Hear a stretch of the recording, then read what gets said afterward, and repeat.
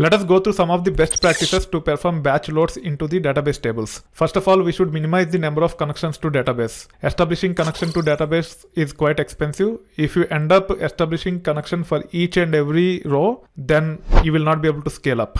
It will bring the database down within no time, or your jobs will never complete. It is a lot more expensive than committing more frequently. So you should minimize the number of connections to database. Also, we should avoid executing queries using hard-coded values. Rather, we should prefer bind variables. We should not build the queries with hard-coded values while getting data into the database tables. We should use bind variables, and using those bind variables we should be able to pass the values, and we should be able to load the data into the tables. Too much committing is bad, as commit incurs significant amount of overhead. It triggers something called as checkpoint, and checkpoint is quite expensive. You should avoid committing very frequently. If you have to load considerable amount of data, even committing at the end is bad. We should consider committing every 1000 records or 10,000 records or even more based upon the capacity of the database. However, you need to ensure that it is committed more frequently. Most of the mainstream databases perform direct path IO or batch load, which might perform better compared to looping, inserting and committing data. In some cases, we can use those features.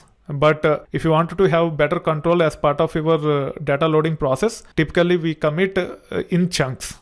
So you should be familiar with all the approaches. Depending upon the requirements, you have to use one of these two approaches to get the data into the table. Either commit less frequently by loading data in batches, such as 1000, 10,000 or more depending upon the capacity of the database, or use direct path IO or batch loads using underlying database native utilities. These two are the most common approaches to get the data loaded into the tables when we are dealing with huge amounts of data to get into the tables. So make sure you understand the pros and cons of each and every approach and stick to one of these two approaches to get the data into the underlying tables as part of your data engineering pipelines or dealing with batch loading of the data. Don't try to insert one record at a time and commit one record at a time. It's a very bad practice. You should avoid at any cost.